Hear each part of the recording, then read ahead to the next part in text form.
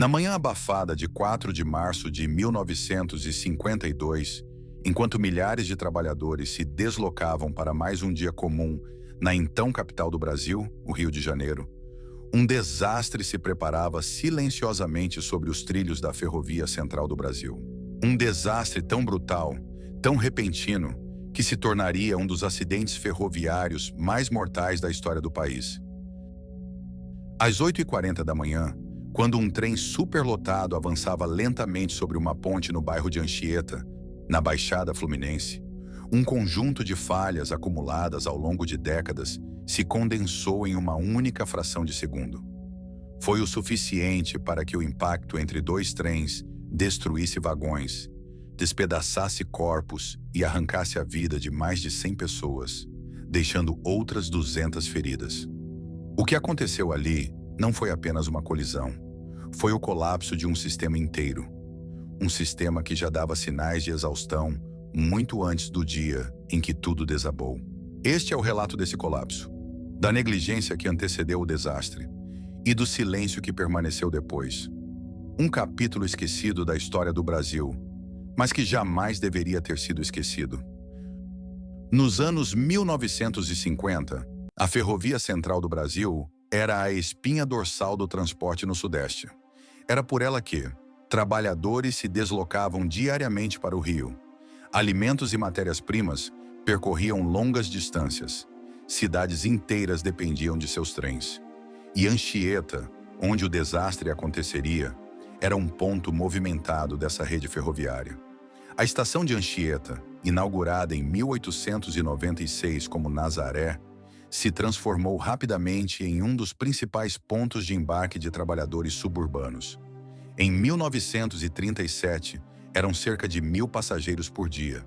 Em 1939, esse número saltou para 2.500. E por trás desses números havia um problema crescente. A linha estava no limite há décadas. Os vagões eram antigos, os trilhos deteriorados, os trens superlotados. Mesmo assim, a rotina seguia, até aquela manhã. O trem que partiria naquele dia rumo ao centro do Rio era um velho conhecido dos moradores da Baixada.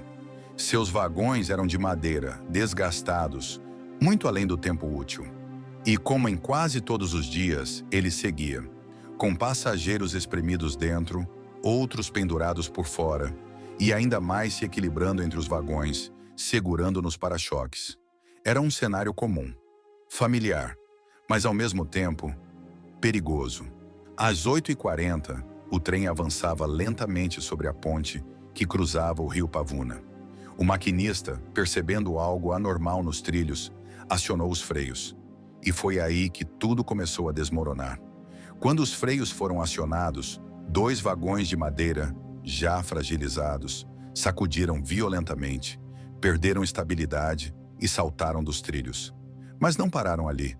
Eles deslizaram para um trilho paralelo. Um trilho onde, naquele exato momento, um trem elétrico moderno vinha em alta velocidade. Alguns dias antes, um trem de carga já havia descarrilado no mesmo ponto. Nenhuma correção foi feita. A tragédia era apenas questão de tempo. O trem elétrico suburbano seguia veloz, cheio de passageiros também a caminho do trabalho. Quando o maquinista avistou os vagões de madeira atravessados no trilho, ele tentou frear. Mas a distância era curta demais e os freios insuficientes. A colisão aconteceu com força devastadora. O impacto esmagou os vagões, lançou passageiros para o ar, destruiu madeira, metal e corpos num único amontoado grotesco e transformou a ponte do rio Pavuna num cenário de horror.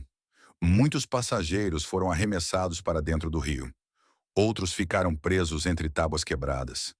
As primeiras estimativas apontavam 102 mortos, 200 feridos, pelo menos 50 em estado crítico. E enquanto os sobreviventes gritavam por socorro, uma cena inusitada acontecia. O maquinista do trem de madeira, traumatizado, desesperado ou com medo da lei, fugiu do local. Ele desengatou a locomotiva a vapor, conduziu-a por alguns quilômetros e abandonou-a. Mas não era apenas pânico. Havia uma razão legal. Pela legislação brasileira da época, se o maquinista permanecesse no local do acidente, poderia ser preso indefinidamente, sem direito à fiança. Se conseguisse ficar desaparecido por 48 horas, ele só poderia ser detido após julgamento. Essa peculiaridade jurídica, somada ao caos da tragédia, dificultou a investigação. As equipes de resgate enfrentaram um cenário que muitos socorristas descreveram como o pior de suas carreiras. Foram mobilizados ambulâncias, 4 quartéis de bombeiros, ônibus, caminhões improvisados e até um trem especial para transportar os corpos. 3 grandes hospitais chamaram todos os funcionários de folga. Famílias começaram a se reunir na estação Dom Pedro II, temendo o pior. A polícia montou um grande esquema de contenção, com medo de tumultos e protestos. A cada corpo resgatado, a comoção aumentava. Depois da tragédia, jornais nacionais e internacionais, incluindo o New York Times, destacaram a precariedade da ferrovia brasileira. Os trens suburbanos da Central do Brasil eram descritos como superlotados, inseguros velhos, mal conservados e incapazes de atender à demanda crescente da classe trabalhadora. Acidentes eram diários, embora não nessa escala. Os próprios engenheiros sabiam. Os trilhos estavam sucateados. Os vagões eram obsoletos. A modernização era urgente, mas nunca vinha. Havia planos em estudo pela Comissão Conjunta Brasil-Estados Unidos para o desenvolvimento econômico. Mas o governo decidiu priorizar transporte de alimentos e matérias-primas, não passageiros. Enquanto isso, vidas eram perdidas. A estação de Anchieta, inaugurada em 1896, já tinha visto o auge do café, locomotivas a vapor, o surgimento de bairros inteiros ao seu redor e o crescimento da Baixada Fluminense.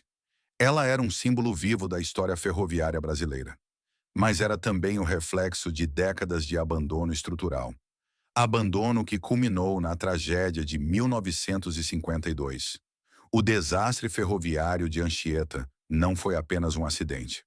Foi o resultado trágico de negligência, falta de investimento, superlotação, tecnologia ultrapassada e decisões políticas equivocadas.